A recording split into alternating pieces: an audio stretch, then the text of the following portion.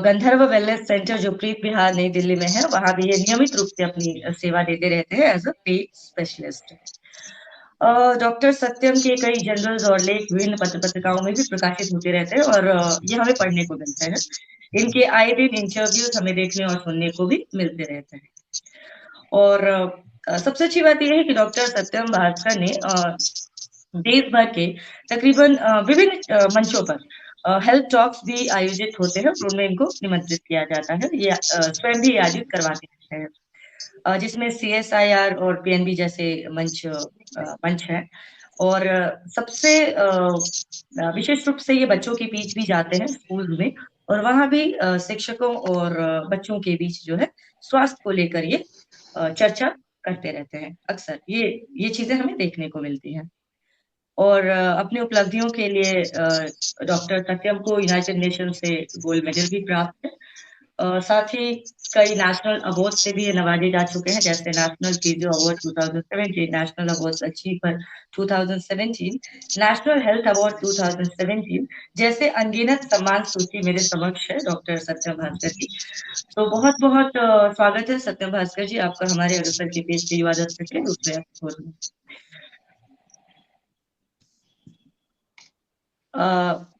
इसके अलावा हमारे जो दूसरे मेहमान हैं डॉक्टर रौनक राज हैं, जो भागलपुर बिहार से हमारे साथ अभी जुड़े हैं।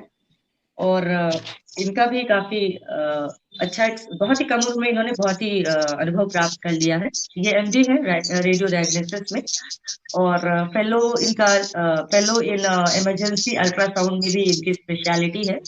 इंटरवेंशनल रेडियोलॉजी इनका विषय रहा है। और इसके अलावा ये एक राइटर भी है, विभिन्न इंटरनेशनल जर्नल्स में इनके लेख जो है प्रकाशित होते रहते हैं। और तकरीबन 5 से भी ज्यादा इंटरनेशनल बुक्स हैं। बुक्स में इनके कई लेख एज अ चैप्टर के रूप में भी बच्चों को पढ़ाए जाते हैं। तो और साथ ही साथ इनका जो प्रोफेशनल एक्सपीरियंस है वो भी मैं एक बार आपको शेयर कर दूं। ये सफदरजंग दिल्ली में साथ ही दीनदयाल उपाध्याय हॉस्पिटल में और VMCC में भी एज अ सीनियर रेडियोलॉजिस्ट जुड़े रहे हैं। इन्होंने सेवाएं दी हैं लंबे समय तक। इसके अलावा मेरांता हॉस्पिटल रांची में भी ये काफी समय तक एज अ कंसल्टेंट रेडियोलॉजिस्ट इन्होंने अपनी सेवा दी है। और विभिन्न मेडिकल कॉलेजेस में भी एज एसोसिएट प्रोफेसर ये अपनी सेवाएं देते रहते हैं, बच्चों के बीच जाकर उन्हें पढ़ाते रहते हैं। तो बहुत बहुत स्वागत है रौनक राज आपका। आप भागलपुर बिहार से हमारे साथ जुड़े हैं, बहुत बहुत स्वागत है आपका इस कार्यक्रम में। तो चलिए चर्चा की शुरुआत करते हैं। और पहले तो हम चाहेंगे कि डॉक्टर भास्कर अपना एक, मैंने तो परिचय आपका करा दिया दर्शकों से, लेकिन इसके अलावा भी अगर आप कुछ अपने बारे में शेयर करना चाहते हैं तो आप बेशक थोड़ा समय लेकर अपने बारे में बताएं।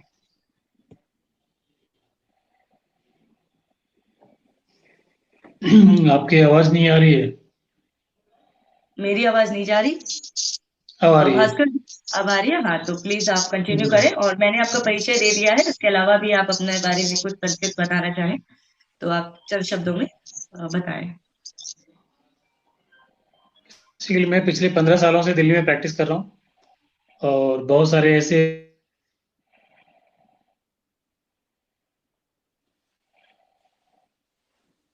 इंजरी के पेशेंट्स आते हैं।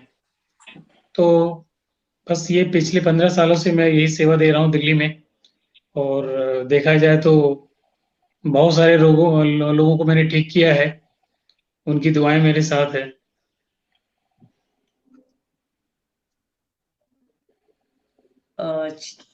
आवाज आ रही है आपको मेरी भास्कर जी? आप सुन पा रहे हैं मुझे? इंटरनेट इशू है शायद उनके साथ थोड़ा सा।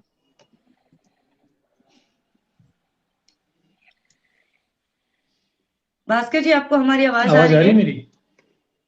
अभी तो आ रही है, बीच में शायद कुछ नेटवर्क इशू है आपके वहां पे, थोड़ा सा डिस्कनेक्ट हो जा रहे हैं थोड़ा कभी कभी आप बीच में, कोई दिक्कत नहीं है। डॉक्टर रौनक राज से मैं रिक्वेस्ट करूंगी कि थोड़ा सा वो अपने बारे में बताएं, फिलहाल वो भागलपुर में क्या कर रहे हैं इस टाइम पे। मैं भागलपुर में अभी जरूरतमंदों जो चल फिर नहीं पा रहे हों या जो जिंदगी से काफी तंग आ चुके हों, जिन्हें लगता है मुझे कुछ करके चलना फिरना चाहिए, मैं अच्छे से जी सकूं, मैं अच्छे से रह सकूं, उनको मैं ठीक करता हूं। अच्छा, तो मतलब बदलाव ला रहे हैं लोगों के लाइफ में, पेशेंट्स जी के लाइफ में बदलाव आ रहा है। चलिए ठीक है। तो भास्कर जी, मैं मेरे पास कुछ सवाल है। जो आप फिजियोथेरेपिस्ट, एज अ फिजियोथेरेपिस्ट आप बहुत एक लंबा समय दिया है आपने इसमें, और अनुभव भी काफी आपको ज्यादा है। मैं चाहूंगी कि दर्शकों को एक बार आप ये बताएं कि फिजियोथेरेपी, क्योंकि मेडिकल चीजें हैं, ये आप अपने तरीके से कॉमन लैंग्वेज में एक्सप्लेन कर सकते हैं कि फिजियोथेरेपी क्या है और किन किन बीमारियों का इलाज इससे संभव है। थोड़ा प्रकाश डालें इस पर आप, डॉक्टर सत्यम भास्कर।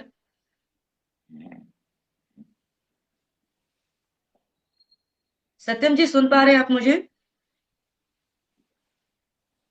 इंटरनेट इशू यार। सत्यम जी, आवाज आ रही है आपको मेरी?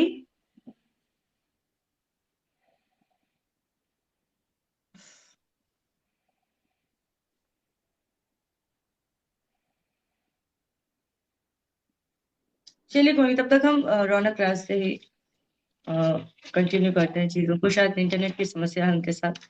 रौनक, आप स्कैलेरोथेरेपी में एक्सपर्ट है, जहां तक मुझे आपके विषय में जानकारी है।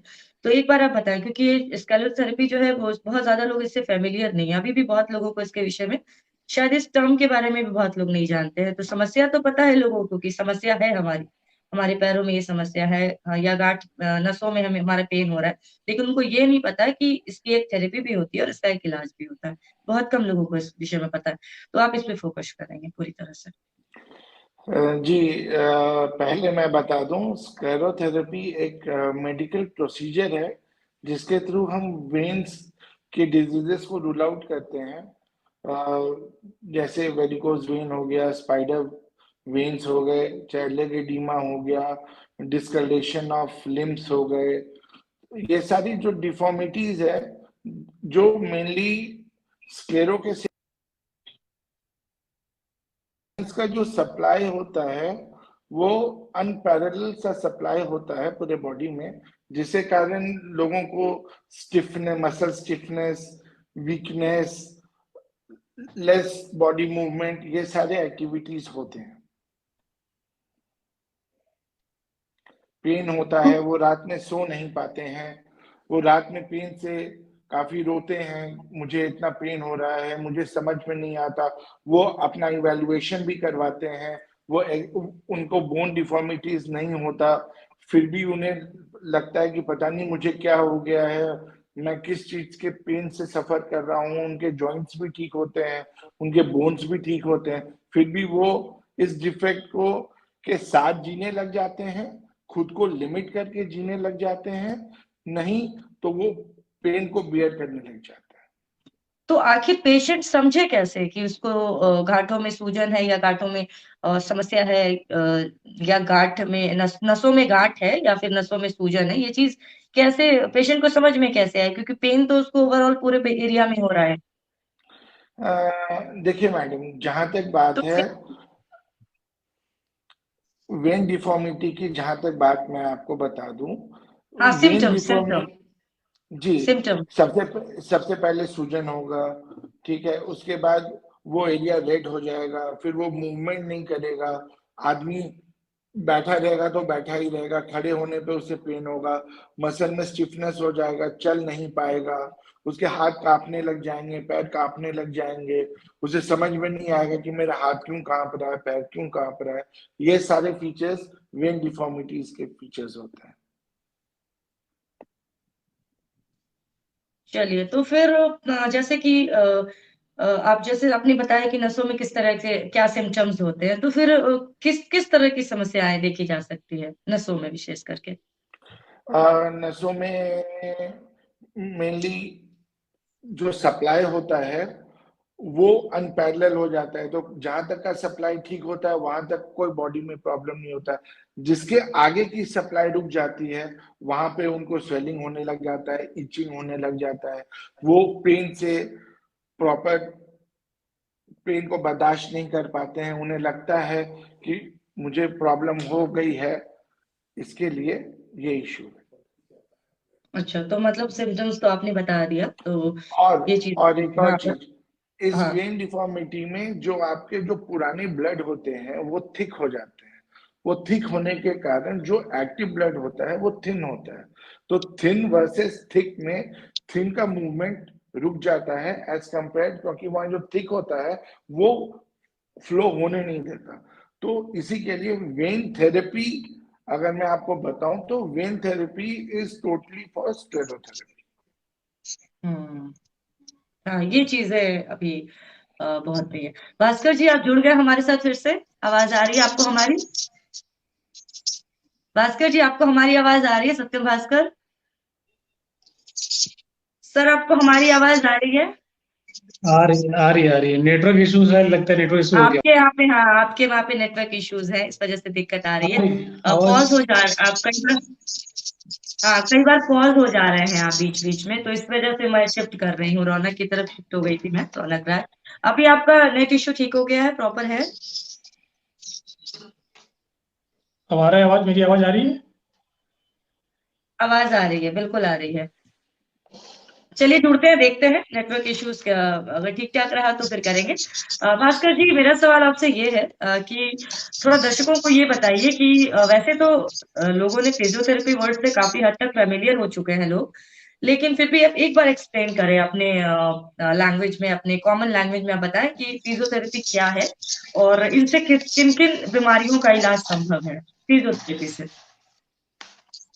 आवाज आ रही है मेरी?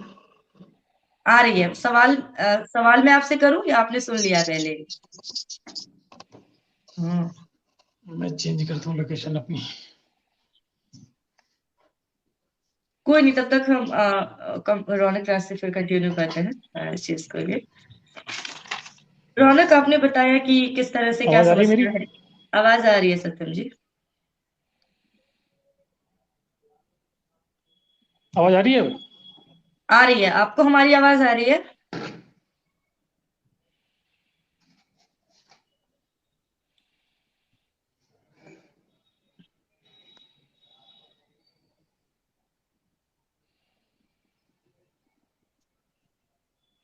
रौनक, अब थोड़ा सा एज ग्रुप के बारे में बताएं आप, क्योंकि जैसे मैं 40 प्लस हूँ, और मुझे भी लगता है कि इस तरह की समस्याएं, मुझे भी जिस तरह से आपने सिम्टम्स बताए, मुझे लग रहा है कि शायद हो सकती है। वो तो मैं प्रॉपर उसका ट्रीटमेंट मतलब चेक कराऊंगी तभी मुझे पता चलेगा। लेकिन मुझे ऐसा कोई एज है विशेष, कुछ ऐसा आयु वर्ग है कि आपको लगता है कि एक सर्टेन एज के बाद जाके लोगों में ये समस्या शुरू होती है, या यंग एज में भी हो सकती है ये समस्या, या नहीं, बच्चों में भी होती है? नहीं, अगर देखा जाए तो मेनली ये 50 प्लस एज ग्रुप को इफेक्ट करती है।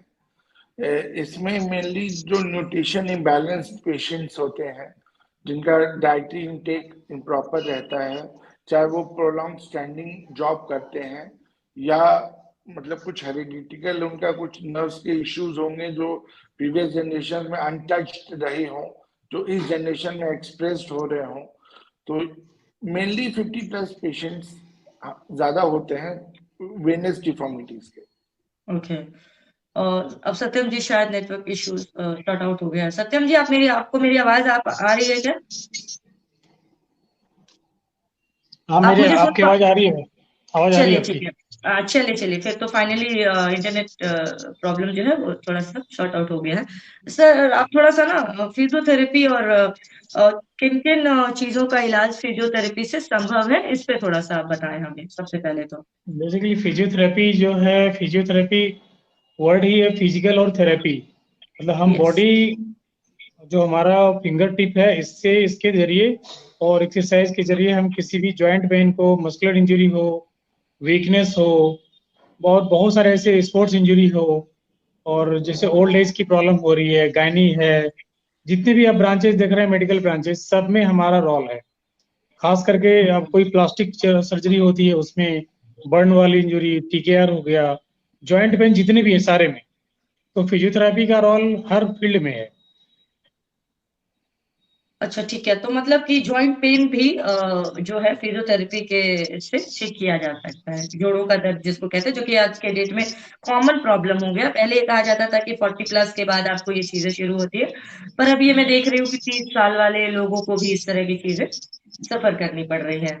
अच्छा, मैंने कई बार ये चीज देखा है कि पैरालिसिस के पेशेंट्स भी फिजियोथेरेपी लेते हैं, लेते हैं। तो एक बार थोड़ा सा ये चीज क्लियर करिए कि पैरालिसिस में क्या भूमिका होती है फिजियोथेरेपी की, एज अ फिजियोथेरेपी। पैरालिसिस, जी हाँ, पैरालिसिस में फिजियोथेरेपी का तो बहुत ही बड़ा रोल है, क्योंकि एक टाइम के बाद मेडिसिन थोड़ी सी स्टेबल हो जाती है और सिर्फ फिजियोथेरेपी है। बट अगर अर्ली स्टेज में फिजियोथेरेपी उनको, पेशेंट्स को हम देते हैं, तो उनके लिए बहुत ही वरदान साबित होता है।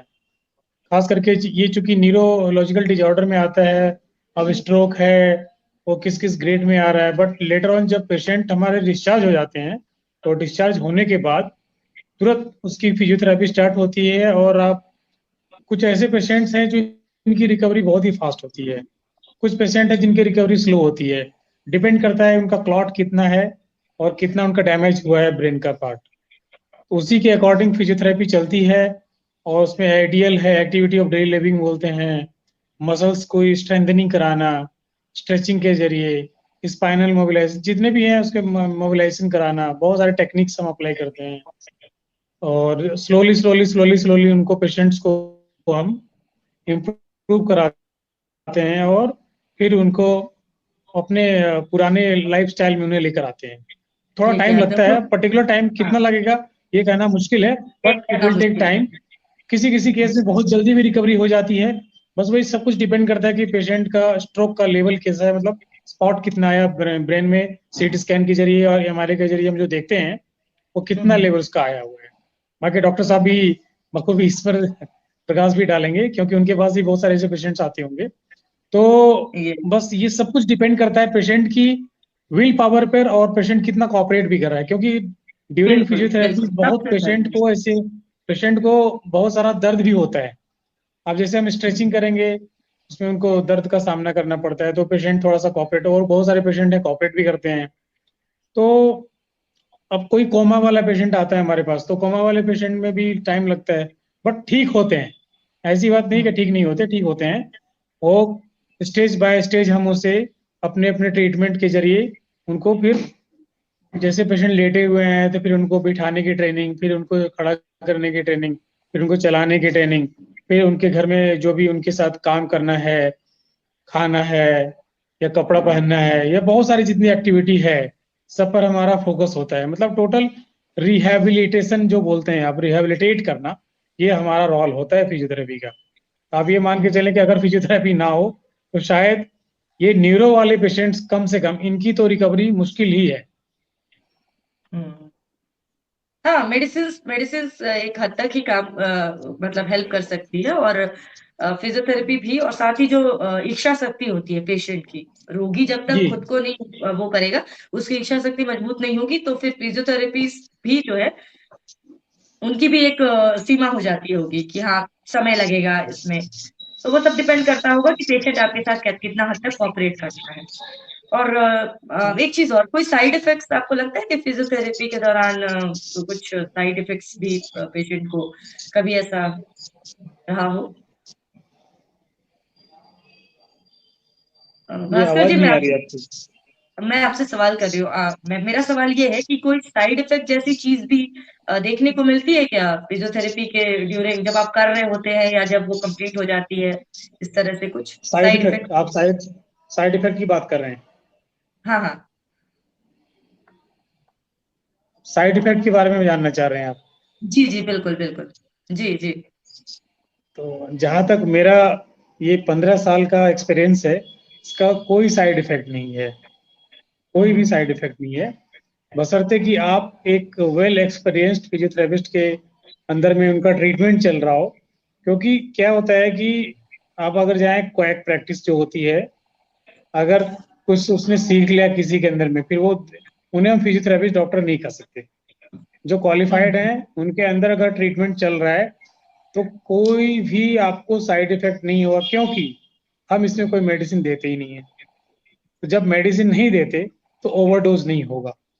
सिंपल होता है कि कभी कभी हम्म कोई गलत मेडिसिन चली गई या डोज ज्यादा हो गया, उसका एडवर्स इफेक्ट होता है। इसमें ऐसा कोई इफेक्ट, साइड इफेक्ट इसका है नहीं। हाँ, कभी कभी ऐसा होता है कि अगर हम मसल स्ट्रेचिंग कर रहे हैं, कुछ ज्यादा स्ट्रेच हो गया, थोड़ा सा पैनिक होता है, बट इसका साइड इफेक्ट में हम काउंट नहीं कर सकते। ये एक तरीके से ऐसा है कि ड्रग लेस थेरेपी है, इसलिए इसमें साइड इफेक्ट बिल्कुल लेस है ही नहीं। अच्छा, एक चीज और भास्कर जी, एक और सवाल है मेरा, कॉमन सवाल है जो लोगों के दिमाग में आता है कि स्पोर्ट्स में फिजियोथेरेपी किस हद तक सहायक होता है खेल कूद वाले बच्चों के लिए? बिल्कुल बिल्कुल। अब जैसे आपने स्पोर्ट्स के बारे में कहा, तो हमारी पहचान स्पोर्ट्स से ही हुई है।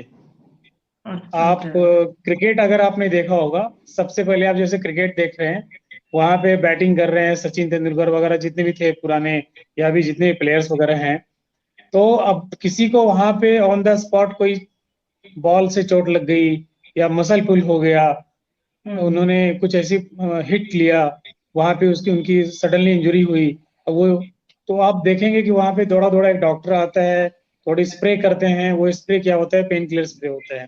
जैसे आप आयोडेक्स वगैरह बहुत सारे मार्केट में आ गए मार्केट में, तो हम स्प्रे किया, थोड़ा सा उस पर आइसिंग करी, बैंडेजिंग करी और मसल को स्ट्रेच करके ऑन द स्पॉट वो प्लेयर रेडी हो जाता है खेलने को। और ऐसे बहुत सारे बैडमिंटन मैच में मैं जाता हूँ, और वहां पे जब वो शॉट खेलते हैं तो उन्हें प्रॉब्लम होती है, इमीडिएटली विद इन 2 मिनट हम उन्हें वहां पे स्टेबल करते हैं परफॉर्म करने के लिए।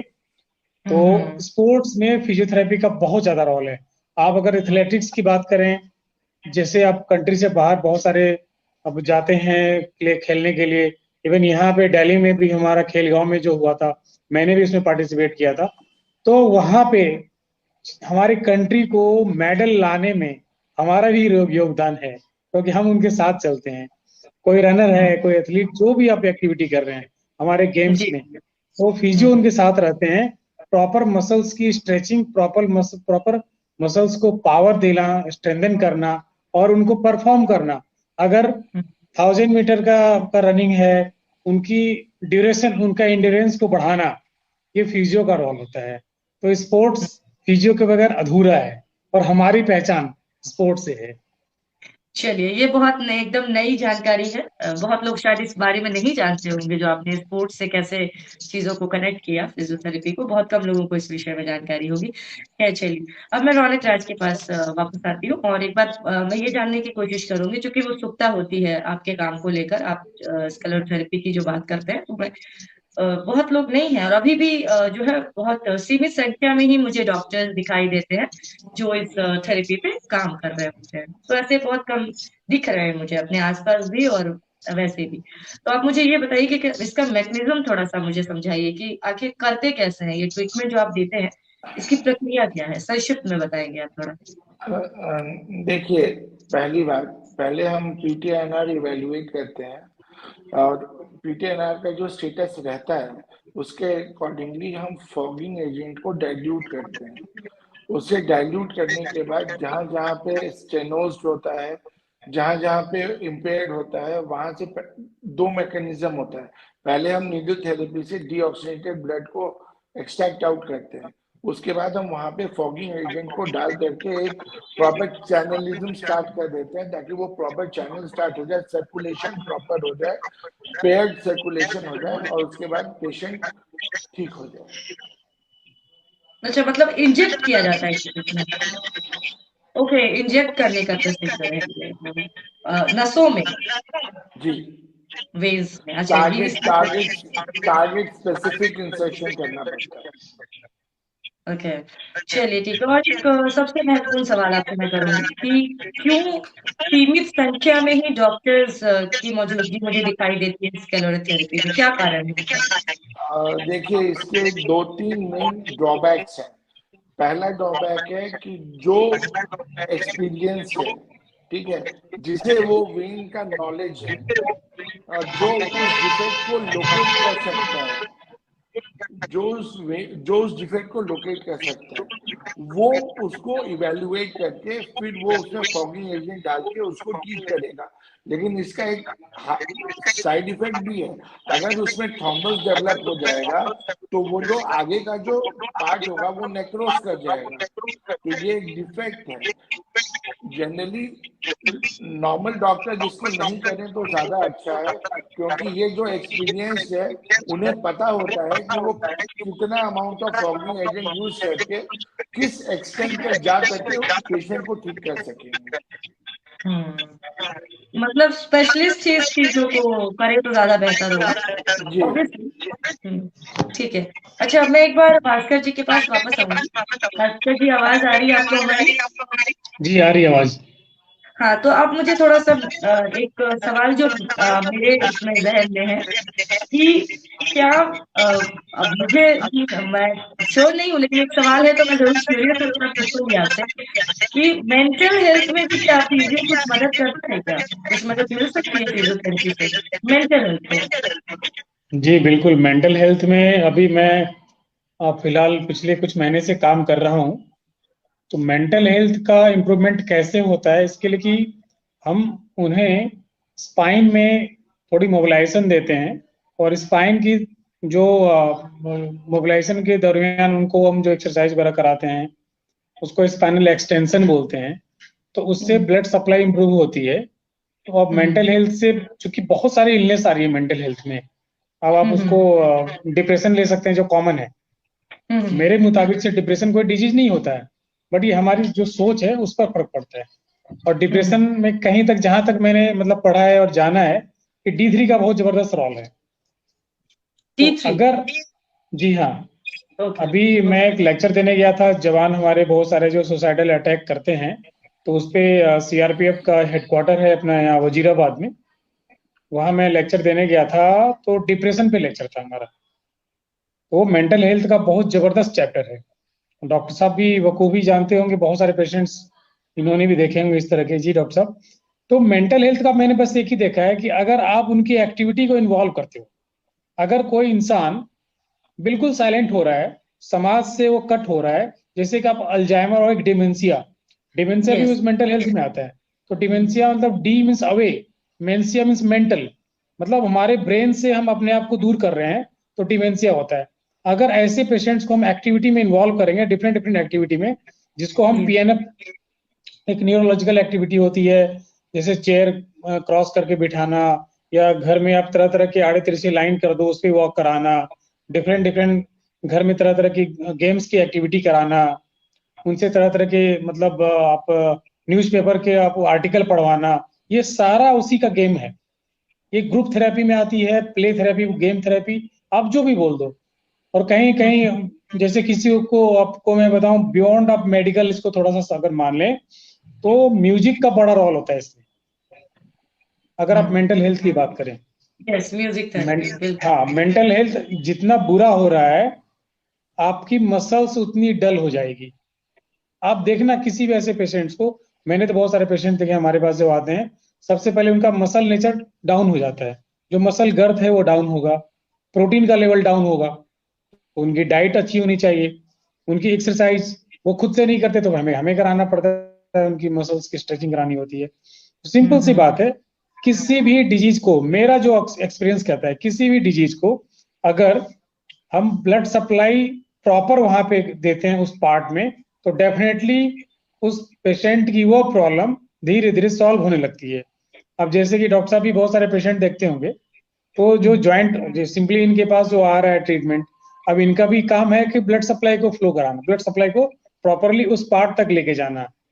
अब ब्लड सप्लाई का रोल इसमें इसलिए ज्यादा होता है, सिंपल आपको मैं बता दूं, अगर किसी के फिंगर में दर्द हो रहा है, तो हो सकता है यहाँ से नर्व ब्लॉकेज हो, कंप्रेशन हो, कोई दिक्कत आ रही हो, तो हम इसके रूट तक जाएंगे, हमें पता लग जाएगा C3 C4 या C5 किसकी वजह से प्रॉब्लम हो रही है।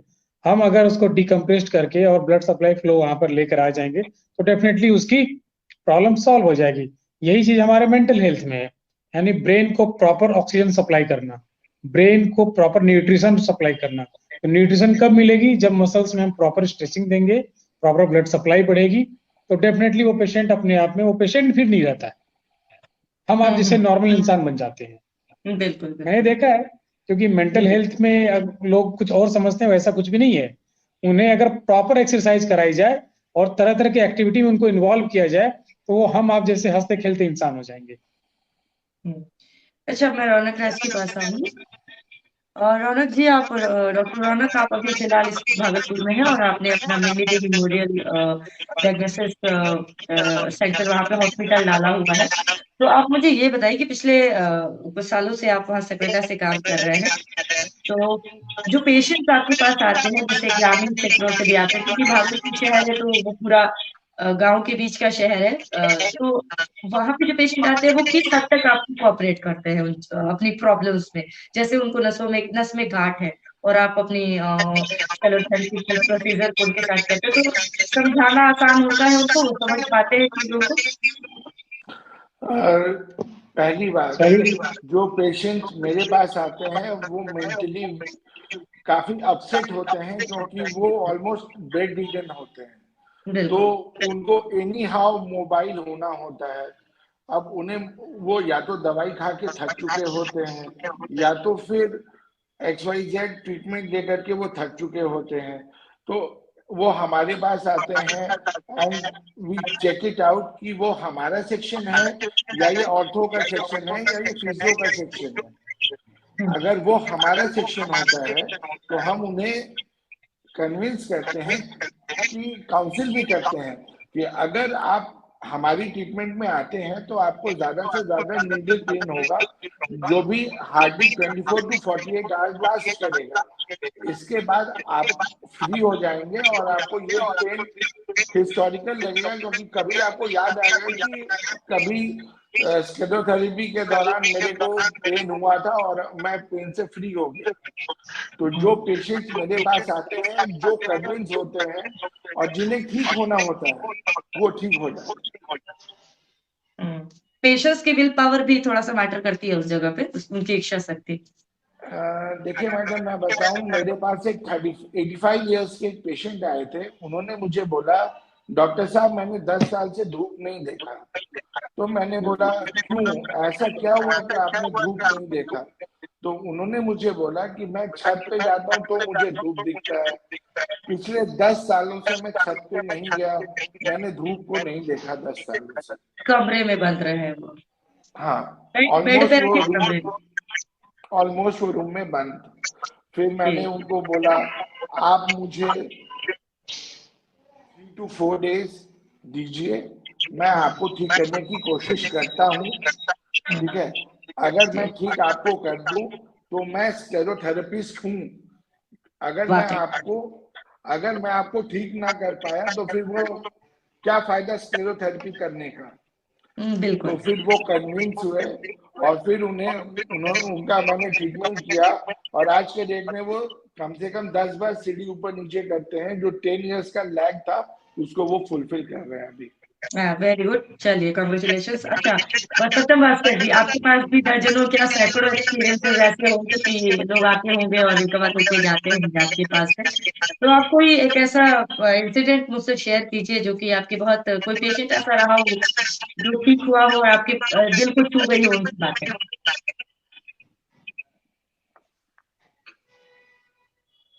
जी, भास्कर दोबारा जी सुन। पूछिएगा। हाँ, मैं ये कह रही हूँ कि जैसे सैकड़ों हजारों आवाज नहीं पेशेंट्स आ आपके रही। नहीं आ रही। इंटरनेट इश्यू है। आवाज आ रही है आपको मेरी? आवाज आ रही है सत्यम जी? हाँ हाँ, आवाज आ रही है, बताइए, हाँ, पूछिए मैं ये आप। कह रही थी कि कोई एक ऐसा एक्सपीरियंस हमारे साथ शेयर कीजिए आप अपने किसी ऐसे पेशेंट के का एक्सपीरियंस जो आपसे आप ठीक किया हो, आपकी ठीक आवाज होकर ब्रेक हो गया रही है। हो। अच्छा, ब्रेक हो रही है, अभी भी नहीं आ रही? आपकी इशू है सर, वहां पे नेट की इशू है आपकी। भास्कर जी, आ रही है आवाज आपको? हाँ हाँ, अब आ रही है। हाँ, मैं ये कह रही थी कि एक एक्सपीरियंस शेयर कीजिए हमारे हाँ, साथ आप, बताइए। जैसे हाँ, कोई ऐसा एक्सपीरियंस कि मतलब कोई पेशेंट हो और रिकवर हुआ हो और उसने आपसे कुछ ऐसी बातें कही हो कि आपके दिल को छू गई हो वो बातें। ये अपनी आवाज नहीं आ रहा है, अगर आप थोड़ा सा कुछ टाइप करके भेज दें तो मैं समझ जाऊंगा। आवाज ब्रेक हो रही है फिर। अच्छा, एक सेकंड। जी जी। 1 मिनट।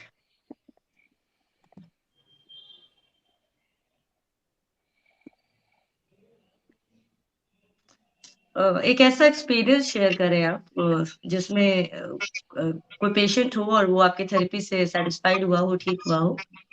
नहीं हो पा रही है चीजें मैनेज। आवाज आ रही सत्यम जी? टाइप करना तो पॉसिबल नहीं हो रहा है यहाँ पे ड्यूरिंग द शो। इंदु, अगर हाँ इंदु आप आज नेट बहुत डिस्टर्ब है इनको, बहुत ज्यादा डिस्टर्ब है आज। आपको मेरी आवाज आ रही है? बिल्कुल आ रही है आवाज। डॉक्टर सत्यम जी, आपको चलिए, मेरी आवाज आ रही है? हाँ। ये आपसे ये पूछना चाह रही हैं कि आपको मेरी आवाज आ रही है? ऐसा आ रही है एक्सपीरियंस सर। अपने बताइए कि आपने किसी पेशेंट को ठीक किया हो और वो मेरी आवाज आ रही है? हाँ। इंदु नहीं आ रही है उनको नेट इश्यू है, इंदु इंटरनेट इश्यू है, नहीं जा रही है उनको। उनको हमारी आवाज मतलब नहीं हो पा रहा है, वन वे है कम्युनिकेशन। अच्छा, मेरी आवाज आ रही है? हाँ, आपकी मेरी तो आवाज आ रही है। मेरी आवाज आ रही है? हाँ, यस सर, आ रही है। आ रही है। आ रही है आवाज? हाँ, आ रही है। चलिए, निमिषा जी ने जो क्वेश्चन पूछा था, मुझे तो सब आवाज नहीं आई उनकी समझ में, क्या पूछा? नहीं, मैं आपको कह देती हूँ। उन्होंने पूछा आपसे कि मैं अपनी तरफ से आप अपना मैं अपनी तरफ से बता देता हूँ एक बात, जो फिजियोथेरेपी में बहुत ही इंपॉर्टेंट होता है।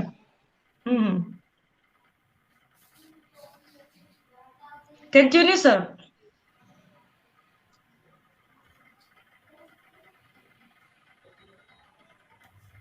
सत्यम जी का नेट इशू। आवाज आ रही है? अभी आ रही है? मेरी आवाज आ रही है ना? हाँ, आ रही। चलो, मैं अपनी तरफ से एक आंसर दे देता हूँ कि पता नहीं आपने क्या पूछा हो। मैं आपको ठीक ये है, बता दूं, जो स्टूडेंट होते हैं, जो एग्जाम की तैयारी कर रहे हैं, या जो 4 आर्म का ज्यादा यूज करते हैं, ऐसे पेशेंट्स के लिए मतलब सॉरी, ऐसे इनको पेशेंट नहीं बोलेंगे, सॉरी, ऐसे लोगों के लिए जो स्टूडेंट्स हैं या हाउस वाइफ हैं या प्रोफेशनल है, जो कंप्यूटर का यूज ज्यादा करते हैं, अपना इस फिंगर का यूज ज्यादा कर रहे हैं, टाइप वर्क कर रहे हैं, तो वैसे लोगों के लिए मैंने एक मतलब प्रोग्राम तैयार किया हुआ है कि कैसे आप इस मसल्स को पूरा स्ट्रेंथ इसमें लाएंगे और कैसे आप ज्यादा यूज कर सकते हैं इसका। जैसे एग्जाम में 3-3 घंटे लिखने होते हैं, तो इसमें प्रॉब्लम हो जाती है। किसी का सवाल आया है टेनिस एल्बो के बारे में, तो मैं इसके बारे में बता रहा था कि सिंपल, अब ये फिंगर टू फिंगर आपको मैं एक्सरसाइज करके बता रहा हूँ। इसको फिंगर टू फिंगर बोलते हैं, लॉक, फिंगर को फिंगर से लॉक करना होता है। हमारा ये फिंगर दिख रहा है ना, तो सेंटर से लॉक करेंगे और स्ट्रेच करेंगे इक्वल एंड अपोजिट। फिर उसी फिंगर को सेंटर से सेंटर लॉक करेंगे इक्वल एंड अपोजिट, जितने भी फिंगर हमारे हैं, और थंब को भी। अगर ये प्रैक्टिस हर लोग करें तो उनको इस मसल्स की, जो हमारी इंट्रिंसिक मसल्स होती है, छोटी छोटी बारीक मसल्स होती है, इसकी प्रॉब्लम नहीं होगी। चाहे वो टाइप करें, घर का काम करें, आटा गूंथें, सब्जी बनाएं, कुछ भी बेलें करें, या बच्चे ज्यादा लिखते हैं, तो इस मसल्स में स्ट्रेंथ आएगी सिर्फ ये करने से। प्रॉपर स्ट्रेच करना पड़ता है इसको, प्रॉपर। तो ये मैंने एक प्रोग्राम डिजाइन किया है, जितने भी वर्किंग हैं, चाहे वो स्टूडेंट हो, प्रोफेशनल्स हो या हाउस वाइफ हो, सबके लिए इस मसल्स को स्ट्रेच करने का सबसे आसान ये तरीका मैंने जो बताया। अगर हम फिंगर टू फिंगर एक्सरसाइज करते हैं तो उनके लिए बहुत ही बढ़िया होता है ये, और मसल्स की स्ट्रेंथ बनी रहती है। जैसे बहुत सारे सर्जन हैं, बहुत सारे डॉक्टर्स हैं, वो भी प्रिस्क्रिप्शन लिखते हैं, तो उनके लिए भी मैंने तैयार किया है। मतलब जितने भी प्रोफेशनल्स हैं, सबके लिए कारगर होता है फिंगर टू फिंगर लॉक करने वाली एक्सरसाइज। चलिए, ये बहुत अच्छी बात बताई आपने हमें। मैं भी कोशिश करूंगी, क्योंकि लिखना हमारा भी प्रोफेशन है, ज्यादातर हाथ चलता ही रहता है, अभी फिंगर क्वेश्चन चलते रहते हैं। बहुत सारे क्वेश्चन सामने दिख रहा है, बैक पेन के लिए क्या करें। तो बैक पेन के लिए सबसे आसान, आप सीधा लेट जाएं और कमर के नीचे एक तकिया लगा लें। कुछ नहीं करना है, सिर के नीचे तकिया नहीं रहेगा, आप सीधा लेट जाएं फ्लैट। अगर चाहें तो आपको योगा मैट हो, उस पर लेट जाएं और कमर के नीचे तकिया लगा लें। 2 मिनट के लिए आपने ऐसा करना है बस। रेगुलर लाइफ में आप ऐसा करें, कमर के दर्द में डेफिनेटली आराम मिलना शुरू हो जाएगा। इसकी वजह होती है कि आपका स्पाइन डेली का डेली जब हम काम करते हैं तो वो नीचे आता है, नैरो होता है, उसका स्पेस कम होने लगता है। हम जब उसको एक्सटेंशन में लाते हैं वो सही हो जाती है। और भी कोई क्वेश्चन? मुझे तो एक क्वेश्चन दिख रहा था अभी, एक टेनिस एल्बो के बारे हमारे में किसी दर्शक ने सवाल पूछा कर था। रहे हैं, हमारे दर्शक लोग सवाल कर रहे हैं, जो आपको दिख रहे होंगे। हाँ, तो बैक पेन का मैंने बता दिया। किसी ने पूछा था सचिन तेंदुलकर को टेनिस एल्बो हुआ था, जो टेनिस एल्बो एक्चुअली ये दो होता है, गोल्फर्स एल्बो होता है, एक टेनिस एल्बो होता है। हमारा जो एपिकोंडाइल है, लेटरल एपिकोंडाइल और मिडिल एपिकोंडाइल, इन दोनों में अगर इन्फ्लेमेशन होती है तो टेनिस एल्बो या तो गोल्फर्स एल्बो होगा। उसको आप आसान से ट्रीटमेंट करने के लिए सबसे पहले आप, ये स्पोर्ट्स इंजरी का पार्ट है, आपको आइस पैक अप्लाई करना है, बैंडेजिंग करनी है और स्ट्रेच करना है। अगर टेनिस एल्बो हो तो आप पूरा ऐसे स्ट्रेच करेंगे। उसमें ध्यान रखना है, आप ट्विस्ट मूवमेंट नहीं करेंगे, ये वाला मूवमेंट, कपड़े निचोड़ने वाला, ये जो मूवमेंट होता है ये नहीं करना होता है। उसमें आप प्रॉपर ऐसे स्ट्रेच करेंगे तो यहाँ से आपको स्ट्रेच फील होगा। और टेनिस एल्बो वालों को बहुत ही बढ़िया, इसमें बहुत आराम मिलता है। आइसिंग और बैंडेजिंग एंड स्ट्रेचिंग, और फिर भी दर्द नहीं जा रहा हो तो अपने लोकल एरिया में जाएं, फिजियोथेरेपिस्ट से मिलें, वहां पे आपको वो प्रॉपरली वो मैनुअल थेरेपी देंगे और बहुत ही आराम मिलेगा आपको। अच्छा, एक सवाल और है कि स्केलर थेरेपी के बाद कितने दिनों तक परहेज करना चाहिए? रौनक राज, आपसे ये सवाल है। हाँ जी, कितने दिनों तक? मतलब थेरेपी के बाद, स्केलर थेरेपी के बाद परहेज कुछ दिनों का रखना पड़ता है क्या, चलने फिरने में या खान पान में या किसी भी चीज में? जी बिल्कुल, ज्यादा देर खड़ा आवाज आपकी ब्रेक हो जा रही है, क्वेश्चन कुछ फिर ब्रेक हो जा रही है। सन इंटरेक्शन नहीं होना चाहिए, सन के सामने नहीं आना चाहिए, क्योंकि जो स्टेरोथेरेपी का जो पार्ट होगा जहां हम नीडल इंजेक्ट करेंगे वो इची हो जाएगा, तो वहां पे थोड़ा इची हो जाएगा। ज्यादा देर खड़े रहने से स्वेलिंग हो सकता है, दैट डिपेंड्स, एसओएस भी हो सकता है। तो इसके लिए हम लोग जनरली अवॉइड करते हैं कि कुछ दिन तक, अराउंड अ वीक और 10 डेज, ये सारे एक्टिविटीज नहीं करनी चाहिए। कितने दिनों तक? 10 डेज एटलीस्ट।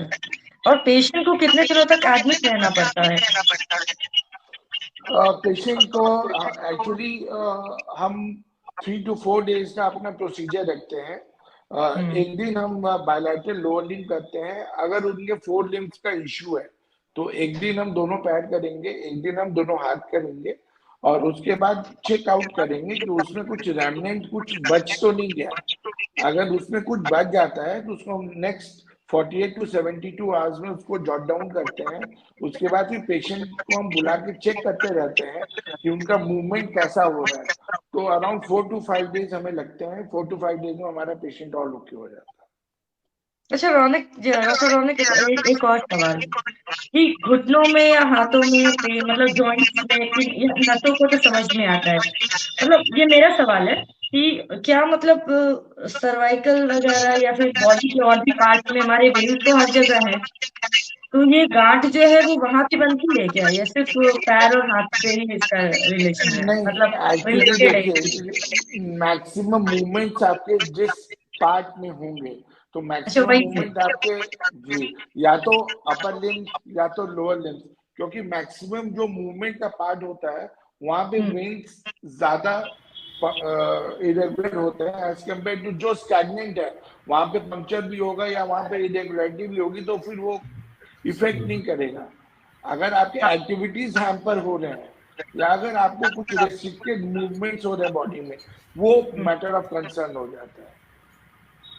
तो मतलब ज्यादातर ये पैरों में ये प्रॉब्लम आपके पास, ज्यादातर पेशेंट पैरों से तकलीफ, घुटनों के एरिया से ही ज्यादा निकल के आते हैं? इसके एक्चुअली इसके 2 कारण है। जो अपना फिजिकल एक्टिविटीज नहीं करते, जिनके पैर में मसल वेस्टिंग के जितने केसेस होते हैं उनमें वीनस एब्नॉर्मलिटीज मिलती है हमें। या तो वो एक्सरसाइज नहीं करते, या तो उनके मसल्स काफी वीक हो जाते हैं, या फिर वो ऑलमोस्ट बेड रिडन रहते उनके मसल्स पूरे ब्रेकडाउन कंडीशन में हो जाते हैं। ये पेशेंट्स, मेरे पास जितने भी पेशेंट्स आते हैं उनकी एक हिस्ट्री ये भी होती है, मसल वेस्टिंग की भी हिस्ट्री होती है। एक दर्शक देर से जुड़े हैं, वो आपसे पूछ रहे हैं कि स्क्लेरोथेरेपी क्या है और किस कंडीशन में ये डिफाइन होता है। अच्छा रौनक, एक बार शुरुआत में ये नहीं जुड़े होंगे तो एक बार रिपीट कर दो अपनी चीजों, आप रिपीट कर दीजिए इस चीज को। एक्चुअली स्क्लेरोथेरेपी एक मेडिकल प्रोसीजर है। इस प्रोसीजर में हम फॉगिंग एजेंट यूज करते हैं। फॉगिंग एजेंट यूज करके जो वेन्स स्टेनोज हो जाते हैं या जो वेन्स कहीं क्लॉट कर जाते हैं, जहाँ पे से इरेगुलर मूवमेंट होता है ब्लड का, उसे हम रूल आउट करते हैं ताकि वो मूवमेंट नॉर्मल हो जाए, मसल हेल्दी हो जाए, उसके मूवमेंट्स नॉर्मल हो जाए। एक बार प्रक्रिया भी बता दे रौनक यार, कुछ नए दर्शक हमारे साथ जुड़े हैं, मैकेनिज्म पे भी थोड़ा फोकस करें, किस तरह से आप चीजें करते, प्रोसीजर क्या है आपका? जी एक्चुअली हम पहले कुछ टेस्ट करवाते हैं। पहले उनका सीबीसी चेक करते हैं, पीटीआईएनआर करते हैं, पीटीआईएनआर का वैल्यू चेक करते हैं, क्योंकि जो फॉगिंग एजेंट है उसे हमें डाइल्यूट करके वेन्स में डालना पड़ता है। तो डाइल्यूशन क्राइटेरिया हम पीटीआईएनआर के वैल्यू पे डिटरमाइन करते हैं। उसके बाद हम ईसीजी भी करके देखते हैं पेशेंट्स को कुछ हार्ट रिलेटेड इश्यूज तो नहीं है, क्योंकि उसी अकॉर्डिंगली फिर हमें वो क्लॉटिंग फैक्टर्स डिसाइड करने पड़ेंगे। एक और क्वेश्चन आया है कि what are the side effects of sclerotherapy and which is the condition requires this?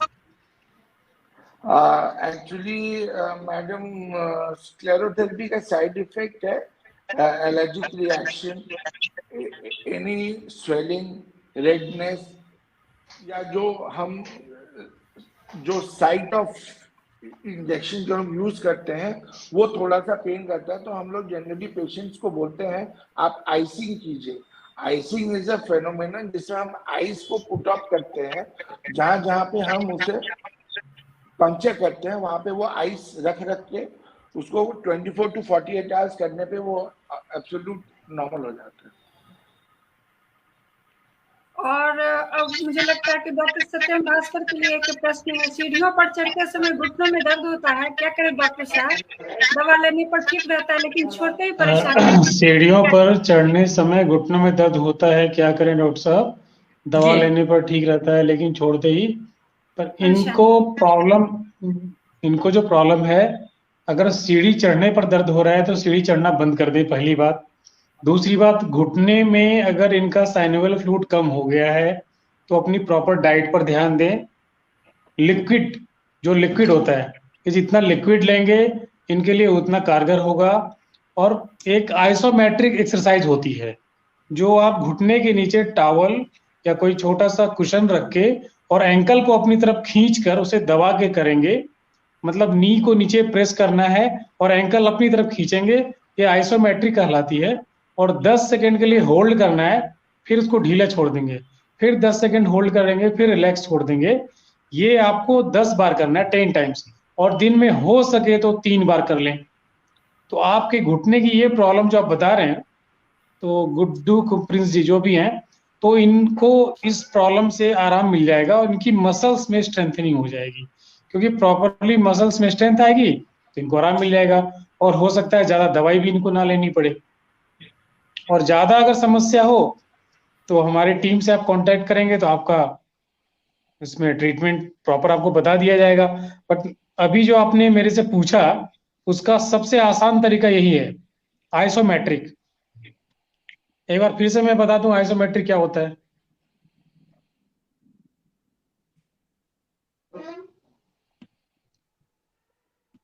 Hello, हाँ सत्यम जी बताइए। हाँ, तो आइसोमेट्रिक में करना क्या होता है कि आप आराम से बैठ जाएं और घुटने के नीचे टॉवल को रोल करके लगा लें और एंकल अपनी तरफ को खींचेंगे, 10 सेकंड काउंट करेंगे, फिर रिलैक्स छोड़ देंगे, फिर 10 सेकंड काउंट करेंगे, फिर रिलैक्स छोड़ देंगे। ये करने से जितने भी लोग हैं, चाहे वो स्टैंडिंग वर्क कर रहे हैं या कोई भी वर्क कर रहे हैं, ये रेगुलर बेस पे करने से एटलीस्ट आपके घुटने में प्रॉब्लम है तो कम हो जाएगी, धीरे धीरे ठीक होने लग जाएगी। और नहीं है तो प्रॉब्लम आगे लाइफ में नहीं आएगी, क्योंकि सारा काम हमारे मसल्स की स्ट्रेंथनिंग का है। हम स्टार्टिंग से अगर मसल्स को स्ट्रेंथ देने में अपना टाइम दें तो डेफिनेटली हमारे घुटने की प्रॉब्लम नहीं होगी। सत्यम जी, अपने गुड्डू प्रिंस जी की समस्या पे आपने बात करी। अच्छा, मैं एक आपको मेरी आवाज आ पा रही है क्या सर? जी, आपको मेरी आवाज आ रही है? आ रही है। हाँ, तो मैं ये कह रही हूँ कि वैसे तो आप एक बहुत ही मतलब फिजियोथेरेपी एक्सपर्ट के रूप में आप दिल्ली में स्थापित हो चुके हैं पिछले कई सालों से। लेकिन मैंने आपको कई बार कई मंचों पे कुछ गुनगुनाते भी सुना है। आप बहुत अच्छा लिखते भी हैं, साहित्य पर भी आपकी बहुत अच्छी पकड़ है। आप मॉडलिंग भी करते हैं, सबसे अच्छी बात ये है। तो खैर फैशन से रिलेटेड चीजें तो अभी पॉसिबल नहीं है कि हम कर पाए, लेकिन थोड़ा सा कुछ गुनगुनाए सर आप। थोड़ा माहौल को हल्का करते हैं, बहुत देर से हम बातें कर रहे हैं। तो मैं अपना परिचय ही दे दूं आपको। जी बिल्कुल। डॉक्टर रहमत इन विच स्टेज ऑफ वेरी तो मैं अपना परिचय दे दूं कि मैं एक भौतिक चिकित्सक हूं, स्वास्थ्य का मैं रक्षक हूं, दर्द वाह, का मैं भक्षक हूं, मैं एक भौतिक बहुत अच्छा। चिकित्सक। वाह, ये मेरा परिचय है। ठीक है सर, इसके अलावा भी कुछ सुनाइए। आपको बहुत सुना है आपको मैंने। तो सुन लीजिए, फिर हमारे भौतिक चिकित्सा पर भी मैंने कविता लिखी, उसी पर सुन लीजिए आप। सुनाइए। कि मैं हूं चिकित्सक, चिकित्सा मेरा धर्म, बखूबी समझता हूं सबका मैं मर्म, दर्द का भक्षण करना मेरा है कर्म, स्वार्थी की वजह से आती है मुझे शर्म, हर दर्द का मुझसे ही निवारण है, गर हो जाए यदा कदा जो अकारण है, चिकित्सक से ही समाज और समाज का स्वस्थ वातावरण है, कंधा, घुटना, कमर, अस्थि या कोई दुर्घटना, कुशल चिकित्सा पद्धति से करते सबकी नवरचना, बुजुर्ग, बच्चे, वयस्क या कोई हो अपना, भेदभाव नहीं कोई, ना कोई दुर्भावना, विप्र सत्यम की गुहार है, हम सब एक परिवार हैं, हर जंग को हम तैयार हैं, भौतिक चिकित्सक हम यार हैं, भौतिक चिकित्सक हम यार हैं। बहुत बढ़िया सत्यम जी, बहुत बढ़िया। चलिए कुछ और सुनाए आप हमें। ये तो आपने चिकित्सा पे ही फिर बात कर डाली आपने। चिकित्सा से हम थोड़ा सा हल्का करना चाह अभी रहे हैं, कितना फिर देर आप बच गया है? ठीक है। इसके अलावा कुछ किसी और विषय पे कुछ सुनाए आप हमें। वाह डॉक्टर साहब, बहुत खूब। आपको मैं एक फिजियोथेरेपी की डेफिनेशन जो मैंने बनाई है, जो एब्रिविएशन आप यू कैन से दैट, कि मैं वो बता दूं आपको एक बार फटाफट विद इन 30 कोई बात सेकेंड्स। नहीं। हाँ, कुछ सवाल भी है, दर्शकों के कुछ सवाल भी है। जी। जी। P maybe stands for physical, H for healing, Y for young, S for solution, I for important, O for overall, T for treatment, S for humanity, E for enthusiastic, R for rehabilitate, A for accordingly, and P for powerful, and Y for your doctor. ये physiotherapy की definition मेरे according थी। बहुत बढ़िया है, बहुत बढ़िया। कुछ सवाल भी है दर्शकों डॉक्टर साहब के लिए कुछ के। सवाल वेट कर रहा है इसके लिए थेरेपी पे। तो आप पूछ डालें थोड़ा सा। ये आप ही मैं बता पूछिए, दूं, आप ही जो पूछ रमन डालें। कुमार लिख रहे हैं मेरे फ्रेंड हैं, शायद वही हैं। आप ही पूछ डालिए, आप ही पूछ डालिए। बताइए बताइए इनके बारे में आप। वेरी गुड साइड डॉक्टर साहब, ये वेट कर रहे हैं, इनका जवाब देते हैं आप।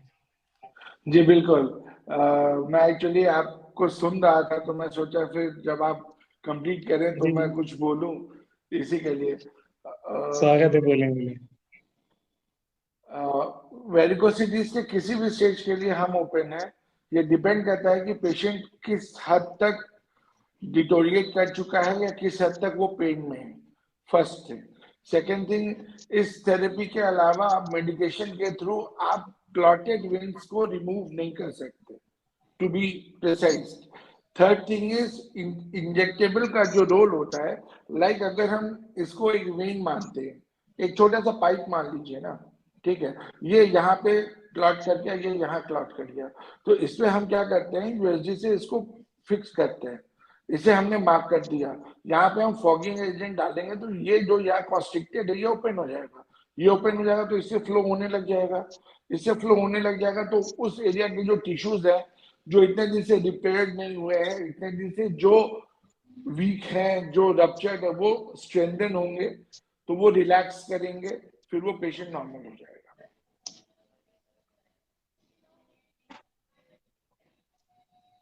चलिए मुझे बहुत अच्छा अच्छी लग रहा है कि मुझे अच्छा लग रहा है कि मेरे फ्रेंड्स हमें देख रहे हैं खासकर, और ये बहुत ही रिनाउंड डॉक्टर हैं, डॉक्टर रमन कुमार, जिन्होंने लिखा है, बहुत बेहतरीन डॉक्टर हैं। तो thank you doctor Raman Kumar आपका। रमन जी के बारे में थोड़ा और परिचय दें आप हमें, किस फील्ड से हैं ये? आई मीन मेडिकल के किस स्पेशलाइजेशन क्या है इनका, डॉक्टर रमन का? ये मेरे फ्रेंड है, फिजियोथेरेपिस्ट हैं, बहुत रेनोन्ड अच्छा, फिजियोथेरेपिस्ट हैं ये। फिजियोथेरेपिस्ट ही है ये। ओके, चलिए तब तो इनसे भी संपर्क किया जाएगा। भविष्य अच्छा, में इन्हें मुझे भी खास करके आमंत्रित मुझे करेंगे हम खास करके कार्यक्रम में। मैं डॉक्टर साहब का भी बहुत ही थैंक्स करना चाहता हूँ, क्योंकि इन्होंने बहुत बढ़िया नॉलेज दी है जो अभी लोगों को नहीं पता है। बिल्कुल ये बिल्कुल जो बिल्कुल। फील्ड है स्क्लेरोथेरेपी, रियली में अभी अनटच्ड है लोगों की नजर से। तो धीरे हाँ धीरे ये लोगों में आना चाहिए, और इनका भी ट्रीटमेंट बहुत ही कारगर है। और मैं तो मतलब थैंक्स करता हूँ आपका भी कि इन्होंने इनसे जोड़ा है हमें आपने। नहीं नहीं बिल्कुल। और सबसे अच्छी बात क्या है कि एक और चीज शेयर करना चाहूंगी मैं दर्शकों को डॉक्टर रौनक राज के बारे में। ये सफदरजंग में थे और एक स्टेबल लाइफ थी इनकी, सब कुछ था, लेकिन घर में कोविड के दौरान जो है माता जी मिन्नी जो थी, अर्चना से, उनकी मृत्यु हो गई। और वो इतना झकझोरने वाला पल था हम सबके लिए, पूरे परिवार के लिए। डॉक्टर रौनक राज मेरे रिश्तेदार हैं। तो उसके बाद इन्होंने बिल्कुल अपने आप को, ये मतलब क्या कहा जाए, वो एक टर्निंग पॉइंट था इनके लिए कि मुझे अब दिल्ली में नहीं रहना है, मुझे अपनी जो मेरी माँ का शहर था भागलपुर, वहां शिफ्ट करना है मुझे, और वहां जाकर वहां के लोगों के लिए काम करना है। और ये बहुत अच्छी बात है, स्क्लेरोथेरेपी कम से में, कम। हाँ, भागलपुर में जाके लोगों को अवेयर करना और काम करना, ये बहुत चैलेंजिंग है भास्कर जी, भागलपुर जैसे जगह में, यकीन मानिए। मैडम तो मैं आपको बता दूं, मेरे पास जो फर्स्ट पेशेंट आई थी वो जी, इलिटरेट थी। इलिटरेट थे। मेरी फर्स्ट बिल्कुल। पेशेंट स्क्लेरोथेरेपी की भागलपुर में जो आई थी वो इलिटरेट थी, बट वो हम्म। इतनी जेनरस थी और इतनी सपोर्टिव थी, मैं आपको क्या बताऊं। मतलब वो आज के डेट में आप विश्वास नहीं करेंगे, वो छठ करके सबसे पहला प्रसाद मुझे खिला करके तब वो घर जाती हाँ, ये है आपका ना, ये है आपकी पूंजी, ये आपका, आपकी कमाई है डॉक्टर रौनक राज, ये आपकी असली कमाई है, यकीन मानिए। तो चलिए, आप जैसे युवा जो हैं, बहुत अच्छा लगता है ये देख कर कि ऐसी चीजों में आप जैसे युवा इन्वॉल्व हो रहे हैं, और अपना जो आपका प्रोफेशन है उसको आप अपनी सोसाइटी में जाके, अपने शहर में जाके, अपने क्षेत्र में जाके, जहाँ से आप तैयार होके आए हैं मुझे जिस तो जगह लगता है से, कि भागलपुर वहां के पर लिए एक वरदान है इनका वहां पे रहना। बिल्कुल, मैं बिल्कुल इनका रहना वरदान है, लेकिन हाँ ये है कि थोड़ा सा समय लगेगा लोगों को आपको समझने में, आपकी चीजों को समझने में थोड़ा समय तो लगेगा, नया विषय है यकीनन, लेकिन देखिए, अगर जो जो सुई के पेन को बर्दाश्त कर ले उसके लिए स्क्लेरोथेरेपी 100% हम तैयार हैं। लेकिन वो हम्म, जो एक नीडल फोबिया होता है, बहुत पेन है, हम तो बस 0.4 mm इंसर्ट करते हैं, उससे हमारा काम होता है। बट वो जो एक फोबिया है नीडल का, वो बहुत लोग चाह करके भी लगता है सर आप सुई से इलाज कीजिएगा, सुई हमको बर्दाश्त नहीं होगा। तो ये थोड़ा सा अपलिफ्ट कर दे तो हम रेडी हैं करने के लिए। बिल्कुल नहीं तो उस सुई के थोड़े से पेन से अगर आपकी पूरी जिंदगी का पेन जा रहा है तो वो ज्यादा बेहतर है ना। जी जी चंद बिल्कुल। सेकंड का आपका पेन है, उसकी वजह से आपके सालों के पेन चले जाएंगे, तो ये तो बहुत बढ़िया है। और सही में रौनक राज, आप वरदान ही है, सही कहा भास्कर जी ने, भागलपुर के लिए एक वरदान है। और भाई हम जैसे लोग भी लोगों को भी आपकी, ईश्वर ना करे लेकिन जरूरत पड़ सकती है मैं तो यही कहूंगी, क्योंकि ये कॉमन चीज हो गई है, ये बहुत बड़ी चीज नहीं। अब आप ज्यादातर लोगों में ये समस्या देखी जा रही है आज के समय में ये। तो बहुत अच्छा लगा जी। और सबसे अच्छी बात ये है कि आज हमारे जो युवा है वो इन विषयों पर काम कर रहे हैं, और सोसाइटी को भी साथ में लेकर चल रहे हैं। और जेन्युइनली जो कहते हैं कि प्रोफेशन, मेडिकल प्रोफेशन एक सर्विस, एक सेवा है। अ, तो उस चीज को आप लोग जो है, आप उस चीज को प्रूव कर रहे हैं कि नहीं, अभी भी वाकई में मेडिकल का जो क्षेत्र है, जो प्रोफेशन है, वो सेवा के रूप में आप लोग सर्व कर रहे हैं सर सभी लोग। जहां तक देखा जाए, एक क्वेश्चन है, जहां तक हम्म, देखा जाए वेरिकोसिटीज के लिए, तो इसके लिए मेन थिंग है कि आपके मसल्स स्ट्रेंथन होने चाहिए। इसके लिए आपका प्रोटीन प्रोफाइल अच्छा होना चाहिए। दूसरी बात, आपका न्यूट्रिशन बैलेंस होना चाहिए, आपको बैलेंस डाइट लेना चाहिए। मेन इशू प्लस आपका जो वर्क हजार्ड है उसको आपको अवॉइड करना चाहिए। प्रोलॉन्ग स्टैंड नहीं करना चाहिए, प्रोलॉन्ग स्टिफ वर्क नहीं करना चाहिए। मसल को उतना रिलैक्स कीजिए जितना रिक्वायर्ड है, उसके ज्यादा टफ वर्क करने से ब्रेक डाउन नहीं होगा। ब्रेक डाउन दो कैटेगरी का होता है, एक एपोप्टोज और एक नेक्रोज। अगर आप एपोप्टोज हैं तो आप रीजनरेट कर लेंगे, अगर आप नेक्रोज हो गए तो फिर उसे रीजनरेट करना पड़ता है, दैट डिपेंड्स। प्लस जहां तक ड्रग की बात है तो हम इसमें फॉगिंग एजेंट यूज करते हैं। फॉगिंग एजेंट स्पेसिफिक होता है for sclerotherapy and spider wings. चलिए, बहुत बहुत धन्यवाद डॉक्टर रौनक राज और डॉक्टर सत्यम भास्कर जी। आप दोनों से मिलकर हमें बहुत अच्छा लगा और खास करके दर्शकों के भी काफी सवालों के जवाब उन्हें मिल गए। बहुत नए नए विषयों पर आज हमने चर्चा की, बहुत नई जानकारियां आप दोनों ने हमारे दर्शकों को प्रोवाइड कराई इस परिचय इस टॉक शो के माध्यम से। डॉक्टर रमन कुमार जो लिख रहे हैं, देखिए इट्स बहुत अच्छा है, उन्होंने मेरे बारे में लिखा है भाई। बिल्कुल, भाई पढ़ हम के लोग सारे सुनाए बिहार आप से। मुझे, मैं देख नहीं पा रही हूँ, प्लीज पढ़ के सुनाए आप मुझे। हाँ, तो डॉक्टर रमन को मेरी तरफ से बहुत बहुत धन्यवाद, और हम जुड़ेंगे। अभी चूंकि आज तो मुझे लग रहा है कि मेरा मन नहीं भरा है, क्योंकि नेटवर्क इशू बार बार आ रहा है, तो हम फिर से एक बढ़िया प्रोग्राम करेंगे, बढ़िया प्रोग्राम फिर से करेंगे अच्छा सा हम। डेफिनेटली, हाँ डेफिनेटली, हम कुछ और भी लोगों को जोड़ेंगे अपने साथ और फिर इस विषय पे और चर्चा करेंगे। तो चलिए, बहुत बहुत धन्यवाद। समय भी हमारा पूरा हो चुका है अब तकरीबन, और थोड़ा नेट आज डिस्टर्ब थोड़ा रहा है, तो कुछ रह गए सवाल, हम जल्दी फिर जुड़ेंगे।